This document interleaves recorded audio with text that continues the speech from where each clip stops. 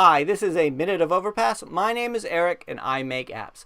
Now this week I want to tell you about how Apple rejected one of my apps.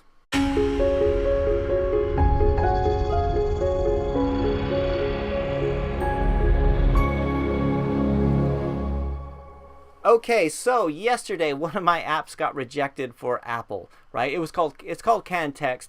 It's a clipboard manager. It allows you to save text between Android and iPhone. So like if you keep putting the same text in emails and tweets and things like that, you could share between the two of them. Now the reason it was rejected was because in the description I mentioned this, that you could share it between your Android and iPhone devices, and basically because I mentioned Android, it was rejected, right? It violates one of the rules, which is 3.1, which is apps or metadata that mentions the name of any other mobile platform will be rejected, right? So it's not the first time I've had an app rejected. In fact, I've known lots of app developers. We have masterminds, everything like that, and everybody gets apps rejected sometimes. Luckily it wasn't a client app where I had to go back and explain to a client why it happened, because they tend to get a bit more uptight about these kind of things. But I've had apps rejected in the past for having invalid keywords in the title. They say I'm spamming the store because I released two versions of the same app which looked very similar. But then later on I submit the same one and it goes through just fine. I've had EarSpy, our biggest app, was approved, and then we released the Pro version, which was called EarSpy Pro, and that was rejected. And the reason it was rejected because I used the word spy in the title, right? So even though they approved the free version, which had spy in the title, it went through a different reviewer for the second one and they rejected it. So we actually had to change the name of EarSpy Pro to Ear Record on iPhone, which is stupid really.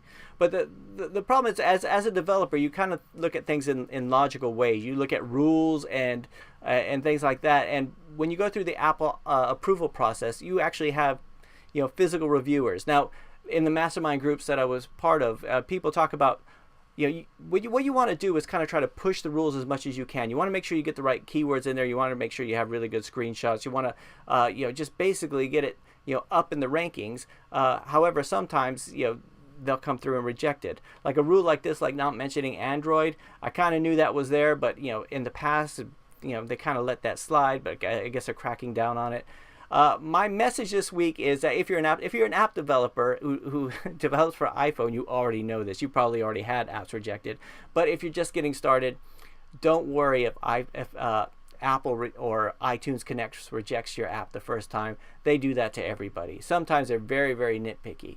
This is one of the reasons why I say you should release your app to Apple first, or Android first, so you can try out everything, because a lot of times it's a slow process to get it onto Apple. You could release an app and then a few weeks later release an update, and they'll check it back for something that was in the first version just because you go through a different reviewer. So that's it for this week's Minute of Overpass. If you are listening to through the iTunes podcast, please leave a review. I'd love to hear what you have to say. And if you're watching this on YouTube, please subscribe to the channel so you can find out what we have to say each week, and so we can keep in touch. That's it. I'll talk to you next week.